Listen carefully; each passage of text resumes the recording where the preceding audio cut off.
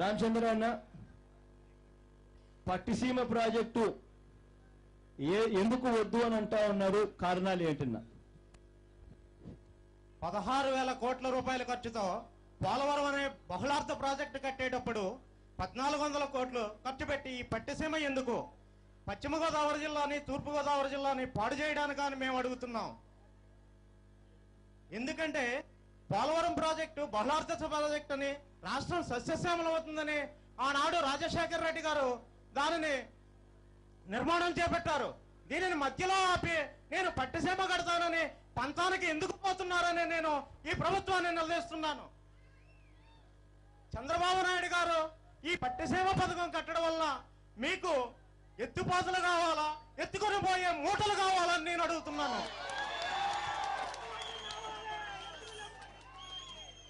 అయ్యా చంద్రబాబు నాయుడు గారు పచ్చని పంట పొలాలు పాడు చేసి నేను రాయలసీమను రత్నాలసీమ చేస్తానంటున్నారు. అంటే ఉభయ గోదావరి జిల్లాలను మీరు ఎడారి చేస్తారా అని అడుగుతున్నాను. మన దగ్గర డబ్బు లేదు అంటూ ఉన్నారు. ఎందుకు ఈ ప్రాజెక్టును అంత తొందరగా హడావిడిగా పూర్తి చేస్తున్నారు? 21.9% మీరు కమిషన్ ఇస్తామంటున్నారు. అంటే 286 కోట్లు ఒక కాంట్రాక్టర్గా ఇస్తారా మీరు? దీంట్లో మీరు ఎంత తీసుకుంటున్నారని అడుగుతున్నాను. మాకు రామచంద్ర అన్న, మీరు ఏ నియోజకవర్గం అన్నా? నాది పోలవరం నియోజకవర్గం. పోలవరం నియోజకవర్గం. మీరు పట్టిసీమ పంచాయతీ బంగారంపేట. ఇప్పుడు ప్రాజెక్టు కట్టేది కూడా నా పొలంలోనే. సుమారు 5 ఎకరాలు కోల్పోతున్నాం. నీ పొలంలోనే నీకు ఇష్టం లేకపోయినా నీ భూములు తీసుకొని నీ ప్రాజెక్టు కడుతున్నారు. నేను సుమారు నవంబర్ 15 నుండి మార్చి 15 వరకు నిరాహార దీక్షలు అనేక కార్యక్రమాలు చేపట్టాం. పశ్చిమ గోదావరి జిల్లా కలెక్టర్ వారిని, తూర్పు గోదావరి జిల్లా కలెక్టర్ని కలిసి ఉన్నాం. ఈ ప్రాజెక్టును ఆపండి అయ్యా, ఆపి పోలవరాన్ని సాగించండి అని అడిగాం. కానీ ప్రభుత్వం వారు ఒక్కటే చెప్పారు, ఈ ప్రాజెక్టు ఎట్టి పరిస్థితుల్లో ఆగదు, మీరందరూ సహకరించాలి. ఎట్టి పరిస్థితుల్లోనైనా మేము దండోపయోగాలను ఉపయోగించి ఈ ప్రాజెక్టును నిర్మిస్తాం అని మాకు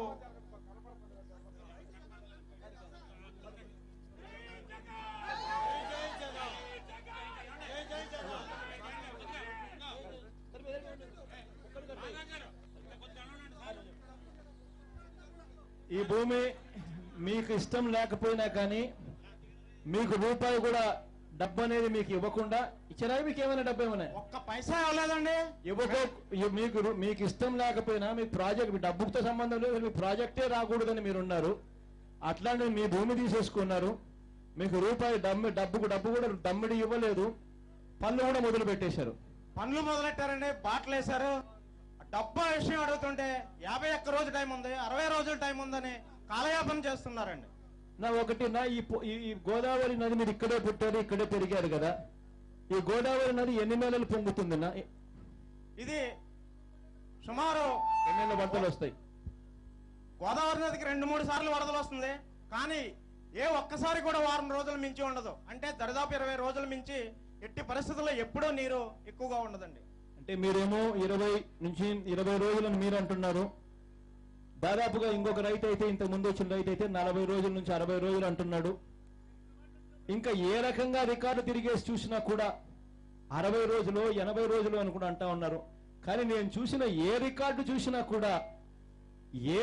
అయినా చూసినా కూడా మొన్న నేను నేను దొమ్మగూడెం నుంచి నాగార్జున సాగర్ కు లిఫ్ట్ చేయడానికి ఆ రోజుల్లో ఆ దివంగత నేత ప్రీతమ నాయకుడు రాజశేఖర రెడ్డి గారు ఒక గొప్ప పథకాన్ని చేశారు. ఆ రోజుల్లో కూడా ఆ దివంగత నేత నాగార్జున సాగర్ అనే డ్యామ్ లేక నీళ్లు నింపాలని చెప్పి ఆ స్టోరేజ్ కెపాసిటీని వాడాడు. ఆ ప్రాజెక్ట్ రిపోర్ట్ ను ఒకసారి చూస్తే దాంట్లో 80 రోజులు దాదాపుగా ఆ రకమైన పరిస్థితి ఉంటుందని చెప్పారు. అంటే ఏ రిపోర్ట్ చూసినా కూడా 80 రోజులు మించి నాకు కనపడలేదు. మీరేమో 20 రోజులు అన్నారు. ఇంతకు ముందు వచ్చిన ఇంకొక రైతన్నేమో 40 నుంచి 60 రోజులు అన్నారు. చాలా మంది రైతులు నేను ఎవరిని అడిగినా కూడా 60 రోజుల మించి ఏ రోజు కూడా గోదావరి పొంగదు అని చెప్తా ఉన్నారు. మరి ఇటువంటి పరిస్థితుల్లో ఆ 60 రోజుల్లో పొంగే ఆ వరద వచ్చి ఆ నీళ్లను తీసుకొని పోలవరంలో దాన్ని స్టోర్ చేసి ఆ తర్వాత ఆ నీళ్లను వాడుకునే కార్యక్రమం చేయకుండా, మధ్యలో ఎటువంటి స్టోరేజ్ కెపాసిటీ లేకుండా ఏకంగా నీళ్లు డైవర్ట్ చేయడం అన్నది ఏ రకంగా సమంజసము అని అడుగుతా ఉన్నారు. ఇది చాలా దుర్మార్గమైన చర్య. ఎందుకంటే ఈ ఎత్తిపోతల పథకం కడతా ఉంటున్నారు, నీళ్లు తీసుకెళ్లి కృష్ణా నదిలో కలుపుతా ఉంటున్నారు. కృష్ణా జిల్లాలో 42.5 కిలోమీటర్ల కాలువలే తవ్వలేదు, చెక్ డ్యాములు తయారు చేయలేదు. అటువంటి పరిస్థితుల్లో ఈ నీటిని ఎలా తీసుకెళ్తారు? మాకు దగ్గరలోనే ఉన్న ఏగవరంలో కూడా ఇక్కడ కాలువే తవ్వలేదు. కాలువలు లేకుండా ఈ చంద్రబాబు గారు మంత్రదండాలు ఉంటాయండి, ఆకాశ మార్గాన్ని నీటిని తీసుకుపోతారు. దాదాపుగా పోలవరం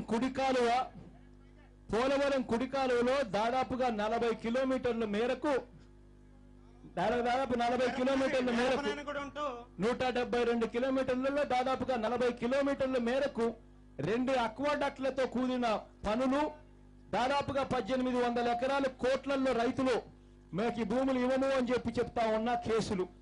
ఇటువంటి పరిస్థితిలో అసలు ఆ అక్వాడక్ట్లు పూర్తి చేయడానికే దాదాపుగా ఇంజనీర్లు 2 ఏళ్లు పైసలకు పడతా ఉంది అని చెప్తా ఉంటే, ఇదే చంద్రబాబు నాయుడు గారు అదే కాలంలో నేను 6 నెలల్లోనే పూర్తి చేసి కంప్లీట్ చేసి తీసుకుపోతానని కూడా చెప్తా ఉన్నాడు. ఇది పచ్చి అబద్ధం అండి. 6 నెలల్లో పూర్తి చేయడం అన్నది. ఎందుకంటే పూర్తి చేసిన ఈ నీటిని ఎలా తీసుకెళ్తారు, ఎక్కడ దాస్తారు?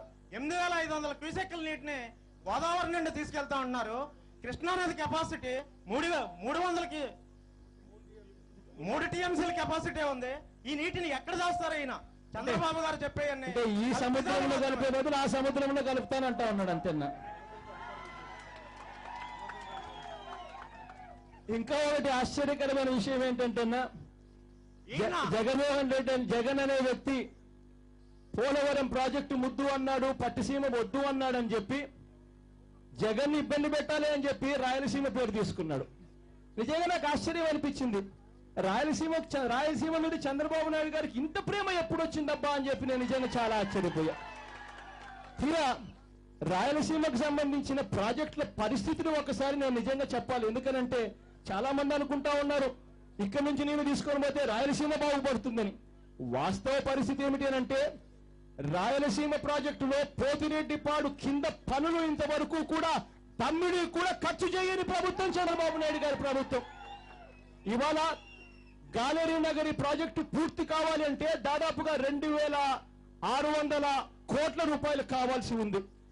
రాజశేఖర రెడ్డి గారు, ఆ దివంగత నేత ప్రీతమ నాయకుడు రాజశేఖర రెడ్డి గారి హయాంలో ఆ తర్వాత ప్రభుత్వాలు 4600 కోట్ల రూపాయలు గాలేరు నగరి ప్రాజెక్టు కోసం ఖర్చు చేస్తే, రాజశేఖర రెడ్డి గారి కన్నా ముందు చంద్రబాబు నాయుడు గారు 9 సంవత్సరాలు ముఖ్యమంత్రిగా ఉన్నాడు. ఆ 9 సంవత్సరాలలో అదే గాలేరు నగరికి చంద్రబాబు నాయుడు గారు ఖర్చు చేసింది ఎంతో తెలుసా? 9 సంవత్సరాలలో సంవత్సరానికి 2 కోట్లు కూడా ఖర్చు చేయలేదు. మొత్తం 9 ఏళ్ళు కలిపి 17 కోట్లు ఖర్చు చేశాడు. అంటే ఉద్యోగస్తుల జీతాలకు కూడా సరిపోయిన పరిస్థితిలో చంద్రబాబు నాయుడు గారు ఖర్చు చేసి ఆ ప్రాజెక్టును గాలికి వదిలేస్తే ఆ దివంగత నేత వచ్చి అదే గాలేరు నగరి ప్రాజెక్టుకు 4600 కోట్ల రూపాయలు ఖర్చు చేసి యుద్ధ ప్రాతిపదికన పనులు నడిపిస్తే, ఆ ప్రాజెక్టులకు ఇవాళ 2600 కోట్లు ఖర్చు చేస్తే పూర్తయ్యే ప్రాజెక్టుకు చంద్రబాబు నాయుడు గారు కేటాయించింది కేవలం 169 కోట్లు మాత్రమే కేటాయించి చేతులు దులుపుకుంటా ఉన్నాడు. మరోవైపు రాయలసీమ మీద నాకు ప్రేమ ఉంది అని చెప్తాడు. హంద్రీ నీవ ప్రాజెక్టు పూర్తి చేయాలనంటే ఆ దివంగత నేత ప్రీతమ నాయకుడు రాజశేఖర రెడ్డి గారు అదే హంద్రీ నీవ ప్రాజెక్టుకు రాజశేఖర రెడ్డి గారు తర్వాత ప్రభుత్వాలు 5800 కోట్ల రూపాయలు ఖర్చు చేస్తే, చంద్రబాబు నాయుడు గారు 9 సంవత్సరాల పరిపాలనలో అదే హంద్రీ నీవ ప్రాజెక్టుకు ఆయన ఖర్చు చేసింది కేవలం 13 కోట్ల రూపాయలు 9 సంవత్సరాలు కలిపి ఖర్చు చేసింది. అటువంటి చంద్రబాబు నాయుడు గారు ఇవాళ అదే హంద్రీ నీవ ప్రాజెక్టు పూర్తి చేయాలంటే మరో 1100 కోట్ల రూపాయలు ఖర్చు కావాల్సి ఉంటే, ఇదే చంద్రబాబు నాయుడు గారు ఇచ్చింది హంద్రీ నీవ ప్రాజెక్టు కనీసం 200 కోట్ల రూపాయలు మించి ఇవ్వలేదు. అంటే ఇదే చంద్రబాబు నాయుడు గారు ఇవాళ రాయలసీమ గురించి మాట్లాడతాడు, రాయలసీమ గురించి ప్రేమ గురించి మాట్లాడతాడు, కానీ అక్షరాల కేటాయింపులు చూస్తే చేసింది మాత్రం చిల్లి గవ్వ కూడా చేయని పరిస్థితి.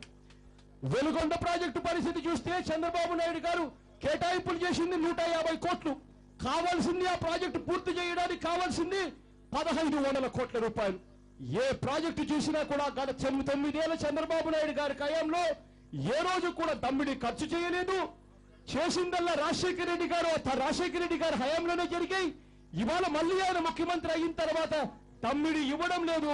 కానీ ఇక్కడి నుంచి నీళ్లు మాత్రం కాంట్రాక్టర్లకు మేలు చేయడం కోసం అని చెప్పి ఇదే కార్యక్రమాన్ని చేస్తాడు. చేసి పేరు మాత్రం రాయలసీమ అని చెప్పి పేరు పెడతాడు. ఇది చంద్రబాబు నాయుడు గారి నైజం. మీ పేరు ఏం పేరు? నా పేరు దత్తి రాంబాబు సార్, పోలవరం ఇక్కడ నుంచి రాయలసీమ ప్రాజెక్టులకు కూడా పోయి ఇదే చంద్రబాబు నాయుడు గారికి అర్థమయ్యేట్టుగా పోతిరెడ్డిపాడు కింద కూడా పనులు కూడా చంద్రబాబు నాయుడు గారికి చూపిస్తాం. రాష్ట్ర మొత్తానికి కూడా ప్రజలకందరికీ కూడా చంద్రబాబు నాయుడు గారు కేటాయింపులు చేసిన పనులు, కేటాయింపులు చేసిన అమౌంట్లు కూడా చూపిస్తాం. మీ పేరు ఏం పేరున్నా? నా పేరు దత్తి రాంబాబు సార్. రాంబాబు అన్న, మీరేం ఊరు రాంబాబు అన్న? నాది రామాయపేట గ్రామం. మీరు ఇప్పుడు స్పిల్వే చూసారుగా, అదే గ్రామం సార్ నాది. ఇదే స్పిల్వే చూస్తా ఉన్నంటే పోలవరం గ్రామంలో స్పిల్వే చూస్తా ఉన్నా. అవును సార్. గ్రామం మీది. అవును సార్. ఆ స్పిల్వే పూర్తి చేయాలి అని అంటే ఒకవైపున స్పిల్వే పనులు ఆగిపోయి ఉన్నాయి. అవును సార్. స్పిల్వే పనులు జరగడం లేదు. కారణం మీ గ్రామాలకు ఇవ్వాల్సిన R&R ప్యాకేజీలు ఇవ్వడం లేదు.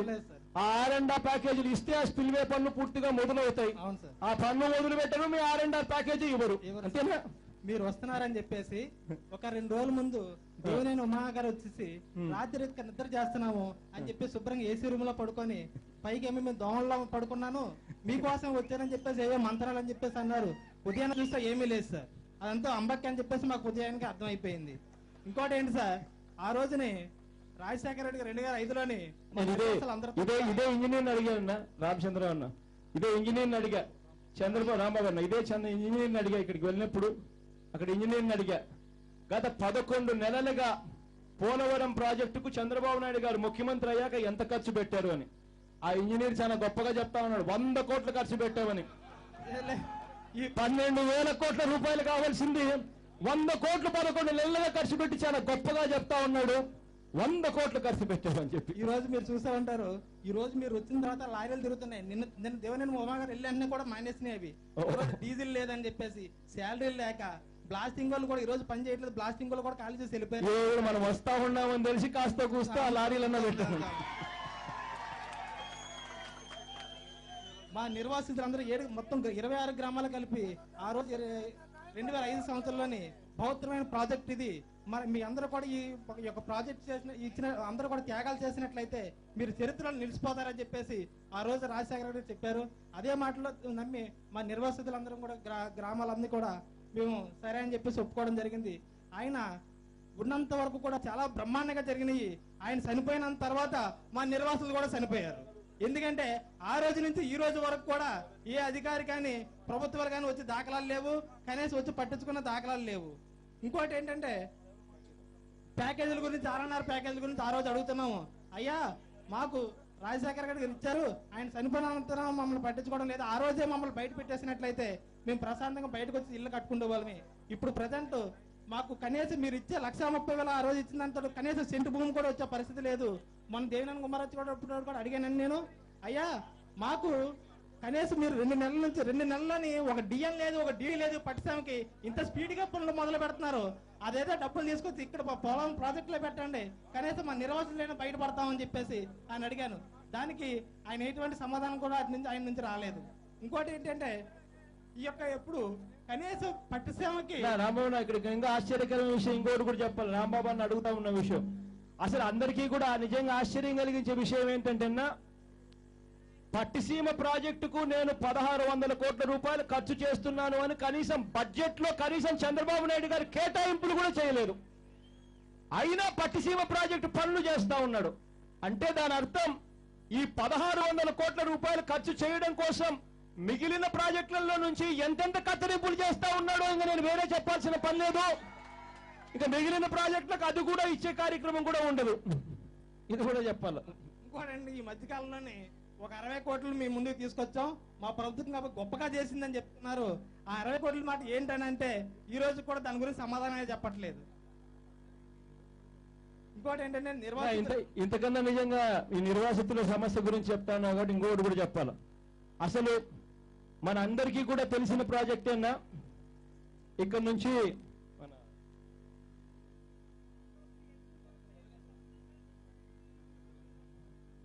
పులిచింతల ప్రాజెక్టు మన అందరికీ కూడా తెలిసిన ప్రాజెక్టే కదన్నా. దాదాపుగా ప్రాజెక్టు పూర్తిగా అయిపోయిన పరిస్థితే కదా. 290 కోట్ల రూపాయలు ఖర్చు చేస్తే పులిచింతల ప్రాజెక్టు పూర్తిగా అయిపోతుంది. ఆ 290 కోట్ల రూపాయల్లో కూడా R&R ప్యాకేజీకి సంబంధించి కేవలం 133 కోట్ల రూపాయలు, ఆ తర్వాత ల్యాండ్ అక్విజిషన్ కు మరో 33 కోట్ల రూపాయలు. ఆ 290 కోట్లలో కూడా దాదాపుగా 170 కోట్ల రూపాయలు ఉట్టి భూముల మీదే ఖర్చు చేయాలి R&R ప్యాకేజ్. ఆ ప్రాజెక్టు గన ఆ డబ్బు కేటాయింపులు చేస్తే 40 టీఎంసీల నీళ్లు మనం అక్కడ స్టోర్ చేసుకోవచ్చు. కృష్ణా నీళ్లు సముద్రంలోకి ప్రతి సంవత్సరం సంవత్సరానికి 40 రోజులు సముద్రంలో కృష్ణా నీళ్లు పోతా ఉంటాయి. అటువంటి పులిచింతల ప్రాజెక్టుకు చంద్రబాబు నాయుడు గారు కేటాయింపులు చేసింది ఎంతో తెలుసా? బడ్జెట్ లో కేవలం 20 కోట్ల రూపాయలు మాత్రం చేశాడు. అంటే ఉన్న పులిచింతల ప్రాజెక్టును కూడా ఆయన పూర్తి చేయాలి అన్న ఆలోచన కూడా ఆయనకు లేదు అని చెప్పడానికి ఇంతకన్నా ఇంకా వేరే నిదర్శనం లేదు. ఇంకా మన R&R ప్యాకేజీల గురించి ఇంకా దేవుడు ఎరుగు. పులిచింతల ప్రాజెక్టు సంబంధించి ఇట్లుంది. ఇంకొక విచిత్రం ఏంటంటే సార్, మొత్తం ఈ యొక్క మళ్ళా మీకు కదా మరలా ఇవ్వడానికి మీకు అవకాశం లేదు.